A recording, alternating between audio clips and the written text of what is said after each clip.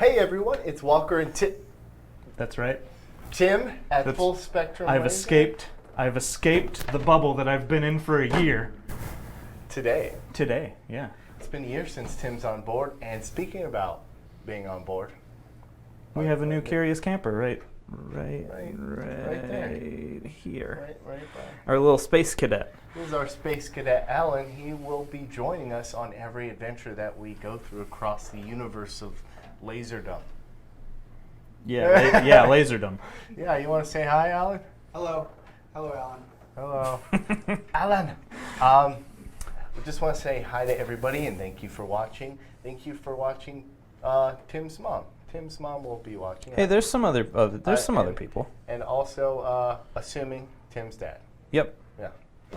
So we will be talking. We'll be talking about a lot of cool things today. What will they be, Tim?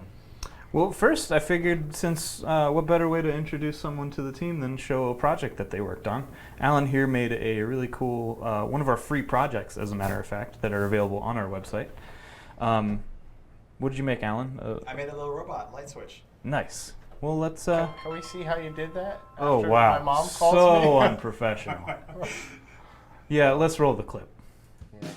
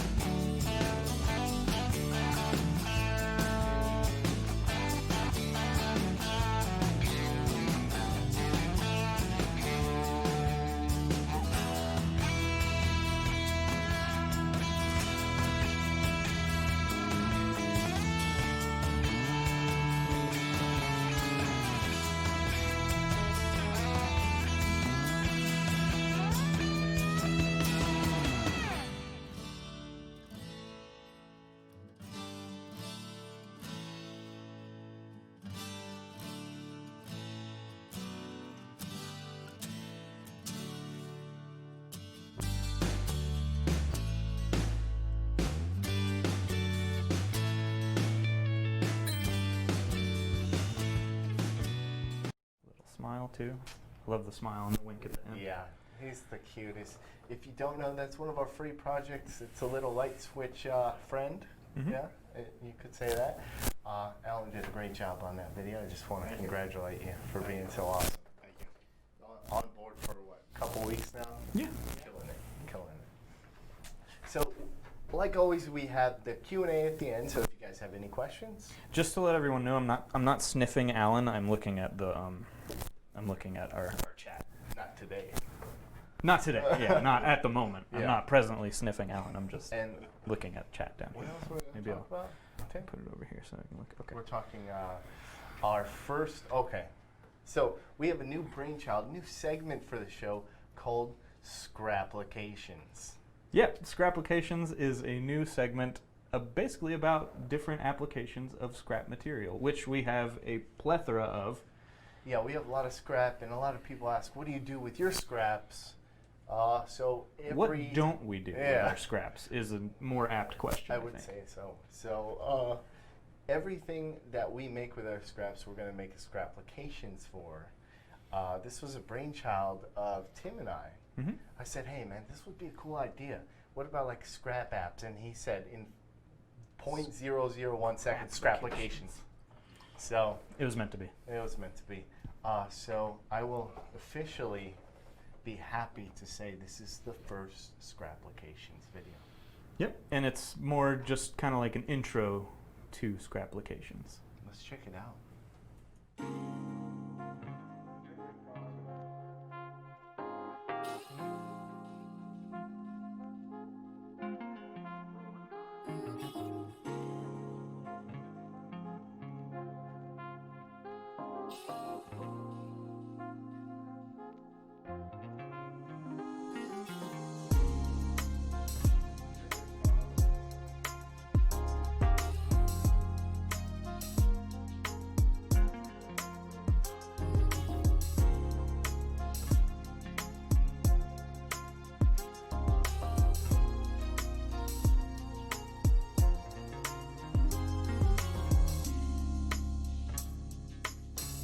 Hey, what you doing with my rock?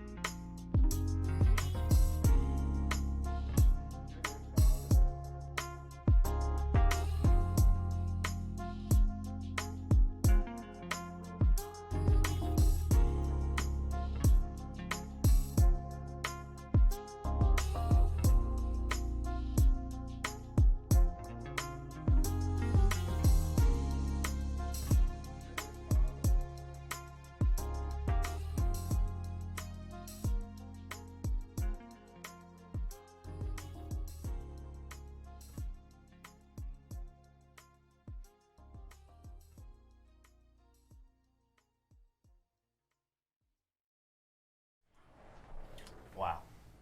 Wow. You killed it, man. You killed it. Thanks, man. I think that's one of my favorite videos ever. I liked it. It was fun to make. Yeah. I said just be creative, and you kind of just went all out. I was creative.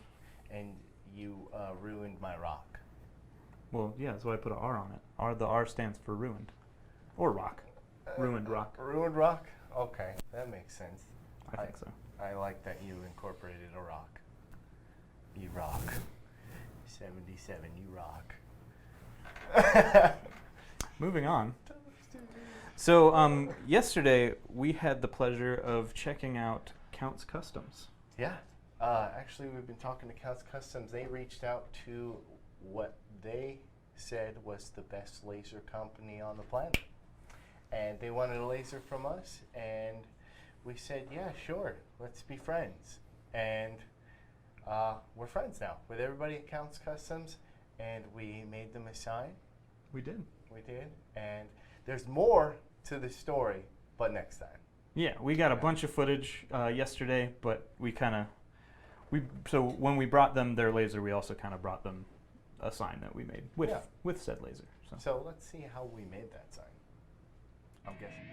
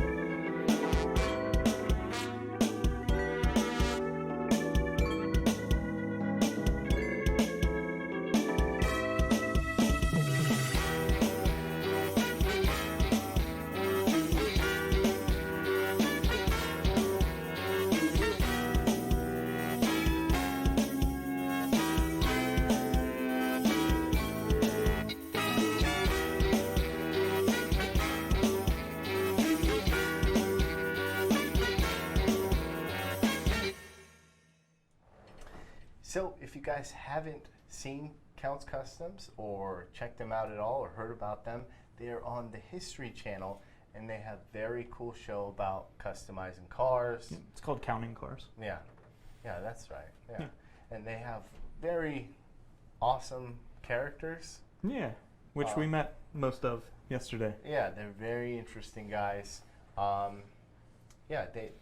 I just had a blast. Yeah, they were a lot of fun to hang out with. They showed us around the studio. We got to see some cool stuff that we weren't allowed to take pictures of. Well, show anybody. Show anybody. Yeah, I'm showing everybody. But well, fine. Yeah, it was super awesome meeting those guys, teaching them how to use the laser, and they picked it up really fast, which is a good thing because they're not the brightest. No, I'm just kidding. Well, I mean, they're a bunch of fabrication guys. Yeah, you know, they're used to. They're hands-on guys. Yeah. No, they're super awesome. Actually, I went back afterwards and kind of gave Mike the rundown. You know, he had a little confusion between raster and vector being in the same file. Gotcha. But we got it all squared away. There you go. Anyways, check them out. And we're going to have a lot of footage with them as well. I can't wait to see all the custom car stuff they do with the laser. I'm excited to see it. Me too. So now on to a very important part, which is the monthly contest. The monthly contest. We ran a little bit late, I think. We probably should have done it last show, but Yeah. that's okay. We got to it. This month, yeah, we fit it in. This month we have Made with FSL. That is the hashtag Okay, there we go. that Crystal Payne used to win a free lens of her choice and $250 off her next purchase of $1,000 or more. You're getting squeezed in there, huh, Tim? I can't. You got to grab onto it. Just grab onto it. There you go. Pull yourself up. Pull yourself up. I'm trying to get my. Oh, there you go. All right. Well, congratulations, Crystal, for winning. She didn't even know until very recently that we had a contest.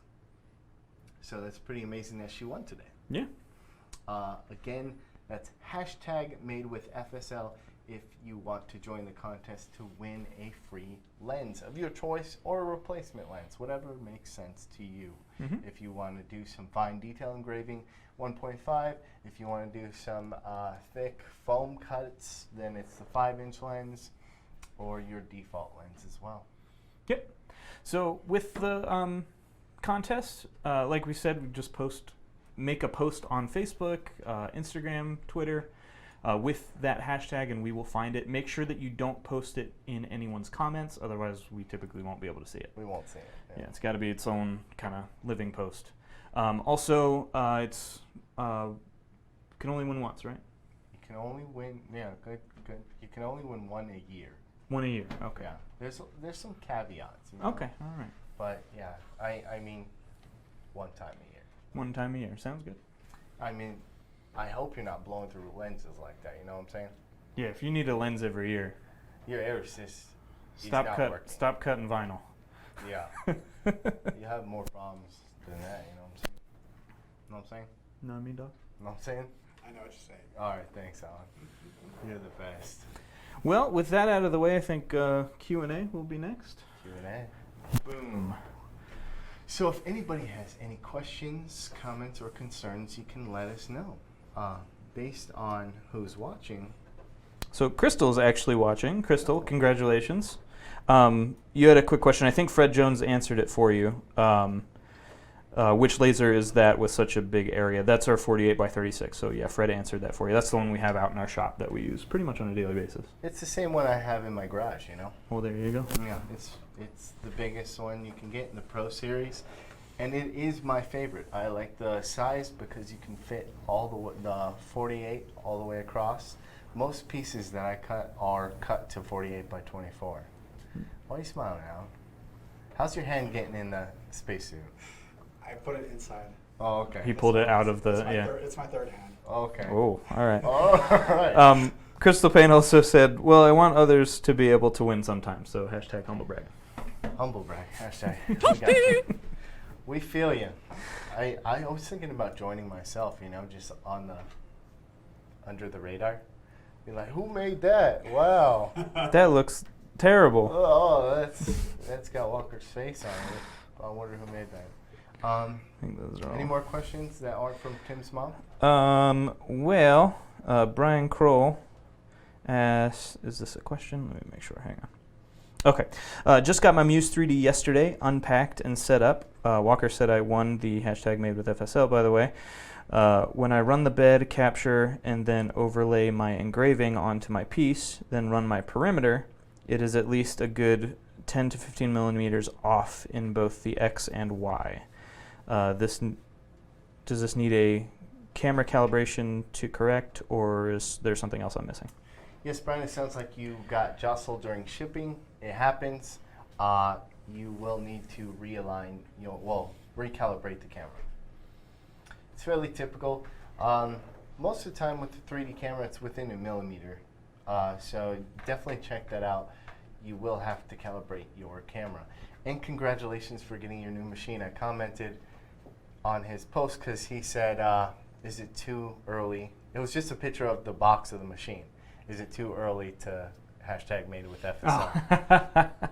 I just laughed. It's a good one. I like it. Yeah.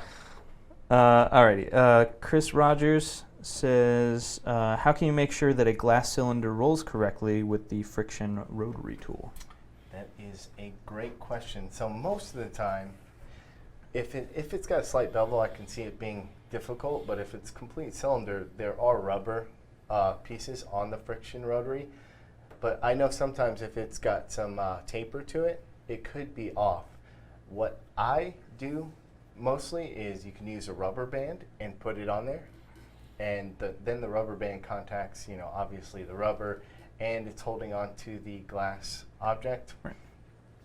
Sometimes you can weigh things down with the rotary, like put a sandbag, or what are the cool kids that no one talked to? There was like 4 kids, and they were hacky sack. You can put a couple hacky sacks in there. Yeah. You don't know what I'm talking about? I know what a hacky sack is. I don't know where that came from, but okay. Oh, but like the 5 kids that they were just over there playing hacky sack. No. Yeah, that was me. Oh, okay, that makes sense. Oh, Hacky sack every morning before school yeah, in the back in the back lobby, that makes so much sense. outside the choir room. Yep. Before theater class. Well, no, it was before school started. So, Oh, okay. So way before Okay. theater. Did you have to wear a helmet in class? Or is that only for bed? I'm kidding. Toasty. Man, Alan, where's the toasty? Oh man, not on Slipped the. up, I got it earlier. Okay, so Just kidding, just kidding. You know, I can actually pat you on the back now. Thanks, Abby. You can stop. That's making me uncomfortable now. All right. Also, can you slow down the speed of the perimeter run in the Muse? The running perimeter? Mm. It's actually, we've talked about doing that, and there is a corner-to-corner option, I believe, in the newest update. I'll have to get back to you on that when it comes to the comments. Yeah, I believe there's a corner-to-corner setup in the new one, because it is a fast perimeter, and if it's a big job, that's fine. You want the perimeter almost to be done. You know, it's like, takes forever if it's slow. But if it's a tiny object, then it's like, you know, it's kind of hard to line things up. Right. So I definitely get it. I will get back to you in the comments section when it comes to the new update. What was that, Debbie? No, that was Brian Kroll. Oh, Brian. But Debbie does have our next question.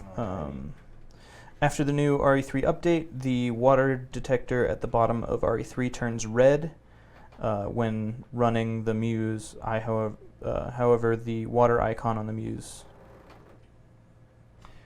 Yes. So is Debbie. not red? Oh, okay. Yeah. Yeah. So- I see. So her touchscreen, now the software and the touchscreen have water and lid indicators, and it is a known bug that the water indicator is off. I see. So that is a known bug. You don't have any issues. It will be fixed in the next update. So as long as it's good on the touchscreen, though, it's pretty Yeah. good. Okay. Yeah. That's the issue, or is it vice versa? It's one or the other. Well, so she said it was red in the software, but not red on the Muse. There you go. Yeah, as long as it's good on the Muse, you're good to go. Don't worry about it. You're not going to blow up your tube because the water's not running. Right. Everything's fine. Just we'll have an update very soon to fix that issue. Gotcha. Okay. Chris Rogers just clarified that he has a PS20, so he has a Pro machine. Mm-hmm. But yeah, same thing applies for that kind of rotary. For the rotary? Yeah. Yeah, friction rotaries across all machines are fairly similar. It's just the wheel system that you have. How do you combine multiple designs to engrave at the same time in RE3 rather than one at a time? Should be joined. If actually, if you select both of them, and in the upper right hand corner, it will be group. You group them, and then the engraving will become one. Yeah. I believe so. In my experience, it'll just engrave whatever's in the. No, because if let's say you drag something in, and then drag another image in, Yeah. it's going to represent those as two bitmaps in your side piece, right? And then it'll do one, and then the other. That's not been my experience. No. That does that. It used to do that. Maybe he just needs to update. It's possible. It's possible, because I know earlier versions of the software used to do that. Yeah, since I've been using it, pretty much any time. Like vector's another story. If you're doing a vector file, it'll split them up, and do them all one at a time. But engraving, even if you have two groups, next to each other, in my experience, it's done both simultaneously. But Brian, when it comes to camera calibration, that is something that you can do yourself. Very straightforward. If you have any issues, please reach out to support, and they're really fast on kind of walking people through the setup. John Dezel said that he's having the same issue with the red water indicator, and he says it still works fine. So it's good to know that people are updating their machines. Yep. Yeah. My PS20 just got upgraded to RE3. Is there a list of all of the nifty new goodies to try out? Yes, there is. We have a blog that we can actually post in the comment section that gives a whole list of everything that we've updated for the update. Here you go. It was sent out to everybody who got, everybody's in our system. They got the email. But if you missed it, we can resend it to you. Yeah, we'll post it in the comments. So check back after the show. We'll post it in the comments for you. Crystal Pain says my area is 20 by 12. I haven't hooked up my riser yet, but does that act like a pass through? Like I have a piece that's 24 inches long. So I'm assuming she's asking, what is she, like the size?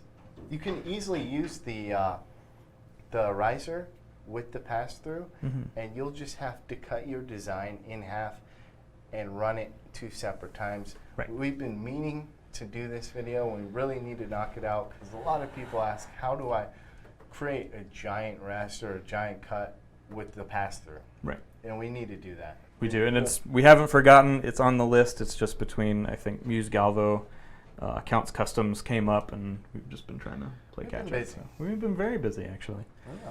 We got Alan on deck. Yeah. Waddy on deck. Waddy on deck. Yeah, we got 2 new guys, and they're just awesome. I mean, especially Waddy. Yeah, that Alan guy, I'm not sure about him. He's all right. He's a good dude. Alrighty, let's see here. Wendy Williamson Watts asks, does it matter how far a tube is from the beam combiner for the Muse 3D? It is a great question. So I'm assuming she replaced her tube, and yeah, there's typically a little bit of wiggle room. yeah. So like this way horizontally, you just don't want to get super close to it, Wendy.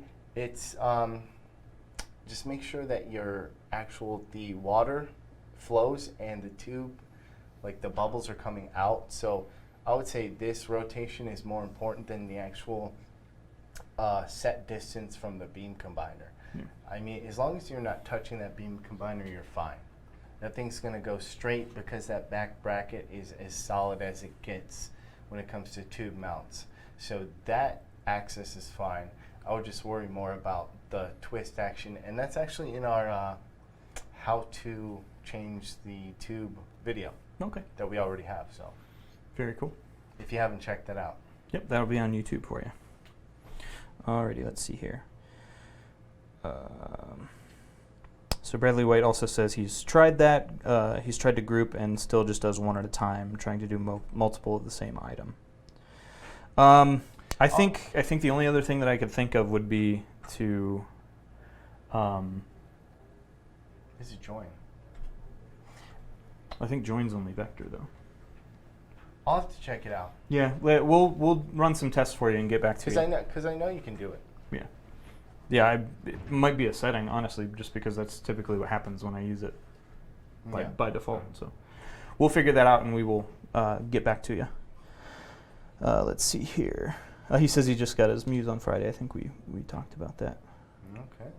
Okay. Okay. I think that's about it for questions. Oh, hang on. As I speak, Chris Rogers comes back in with a clutch question here. I've recently managed to cut through 1/2-inch pine with the standard lens with like 10 passes. Would the 5-inch lens be able to do that with fewer passes? So, Chris, the 5-inch lens is for thicker material, but it's mostly for less dense material like foam. I'm assuming that at 5 passes it was because it was a Muse. Let's make that assumption. If you did a 2.5-inch lens, that's going to extend the actual focus length. Well, it'll help you cut a little bit better on that 1/2 inch, and you won't have to do so many passes. But the 5-inch will not help you. Think of the 5-inch as like less power, more depth. Yeah. So like you're almost kind of like stretching the beam a little bit. Yeah, we have a great visualization and blog about this. But think of the laser being focused. The laser goes through the actual lens and comes to a point, and then as soon as it's in focus, it starts coming out of focus. And that point, that sweet spot of focus, is stretched when it comes to the 5-inch lens. Right. So it's going to have a larger beam size, but it's stretched length through that power, if that makes any sense. Yeah? You got that, Alan? I got it. All right. Yeah, the 5-inch lenses are really good for like if you need to engrave like the bottom of a bowl. Bottom of a bowl or cut some thick foam. I know a lot of crafters use that thick foam, or even like for firearms cases, they have the cool foam inserts. That's what that's perfect for. Other than that, I mean, it would be based on application, right? Yeah. Yeah, most of the time, I mean, the amount of passes is more going to come down to the power output of your machine rather than the lens that you're using. Yeah, so there's limitations, right? It's the actual tube limitations and the machine limitations, and it's really... Yeah, so like the Muse, like a desktop laser running at 40 watts or 45 watts, when we had a 150 watt tube in our 48 out in the shop, like we could cut through 1/2 inch, no problem. Yeah. Like one to 2 passes, but. Yeah, 1/2 inch, depending on what kind of wood, obviously. Right, yeah. I mean, if it's super soft pine, you could probably do it one pass at like 20 speed. Right. Super clean. Josh Wick asks, does the Muse Riser have a pass-through door? So the new ones do, correct? I want to ask him if he's related to John Wick. Don't hurt his dog. Yeah. Either way. Yeah, you'll be done for. He'll come and get you. Does the Muse Riser have pass-through doors? Yes, it does. Yeah, the newer ones do. The newer ones do. Our older ones do not. If you've seen the sort of advert of us sort of doing the pass-through with the Muse and the riser, that was the new riser. It also comes with little tabs that when you're not using the actual riser, you can put the honeycomb in there. You can set the honeycomb in there. So it's really nice. The new models are really, really nice and easy to use. It's more of like a permanent, it can be more of a permanent setup than it used to be. Yeah. Before it was like, okay, you're doing cups, let's set up the riser rotary. Yeah. Oh, I need to do something flat, I'm going to have to take it off. Yeah, that or prop up the honeycomb. But now it's all nice and set up and sort of done for you. Josh Wick says, never mess with a man's dog. Noted. I've seen the movie, I know what happens. Yeah. Joey McCalvin, before the last update with RE3 Workspace, I was able to move the side to make the workspace bigger. After the last update, I am no longer able to make the size smaller. Is there a fix? Before the last update, I was able to move this side? I imagine like stretching the workspace, like making the margins smaller and making the workspace area bigger. I haven't seen that issue, but we can look into it. No, I thought she was talking about by slowing it down, the margins on the engraving got. I think she's meaning about like in the software, like trying to make the workspace bigger. Like on the screen. Oh. Yeah. That's how I read that. Yeah, I assume maybe she can Correct. give us clarity. She says correct.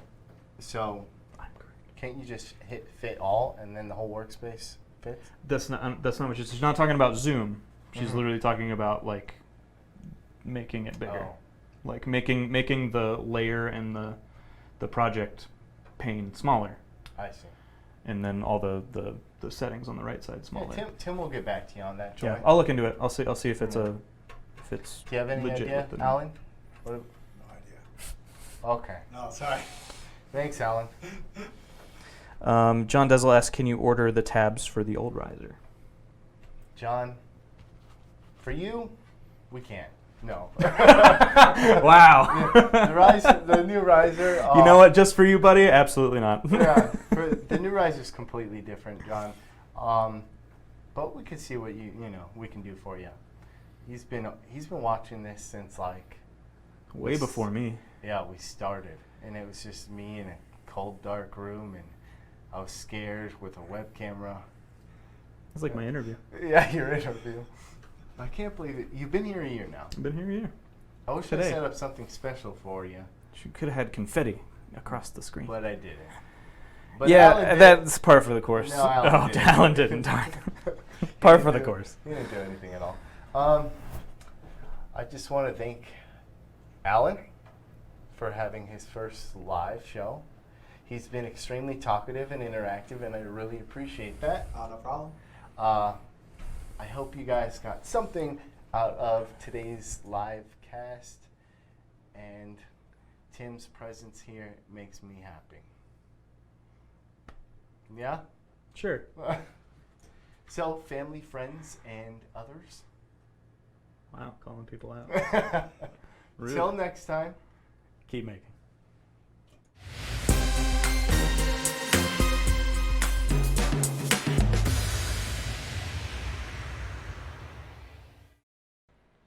Hey there guys, thanks for watching. If you click here, you can subscribe to our channel, or if you click over this way, you can check out some other videos that we've